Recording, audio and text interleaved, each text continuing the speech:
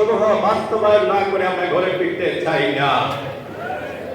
আমরা সিদ্ধান্ত নিয়েছি, যারা আজকে রাষ্ট্র ক্ষমতায় আছেন, আমাদের মেহেদী ভাই বলেছেন বিগত 17 বছর আমরা একসাথে সংগ্রাম করেছিলাম।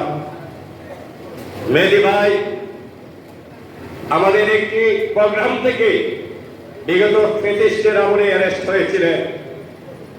আজকে যেখানে 284 জন শ্রমিক জীবন দিয়ে জুলাই গণঅভ্যুত্থানের মধ্য দিয়ে একটি গণতান্ত্রিক রাষ্ট্র ব্যবস্থার অগ্রযাত্রাকে শানিত করল, ক্ষমতায় গিয়ে যদি সেই জুলাই যোদ্ধা এবং নিহত শহীদদেরকে যদি বলে দেওয়া যায়, তাহলে রাষ্ট্র চলতে পারে না, রাষ্ট্র কার্যকর থাকতে পারে না। প্রিয় ভাইরা, তাই শ্রমিক পরিবেশ আগামী 3 মাস পর্যন্ত আমাদের ধারাবাহিক কর্মসূচি চলবে।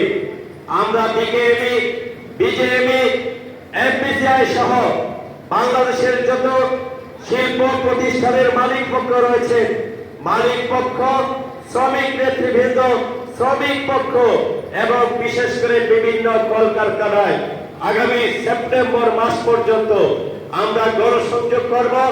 ডিসি বরাবরে, প্রধানমন্ত্রীর বরাবরে এই শান্তপা বাস্তবায়নের জন্য জেলা প্রশাসকের মাধ্যমে আমাদের প্রতিটি ইউনিট আগামী 3 মাসের ভিতরে স্মারকলিপির মধ্য দিয়ে বাংলাদেশে আগামী দিনের রাজপথের সংগ্রামে শ্রমিকদের অধিকার নিশ্চিত করার জন্য শ্রমিক মজলিস ইনশাআল্লাহ আগামী দিনে রাজপথে থাকবে এবং দাবি বাস্তবায়ন করবে।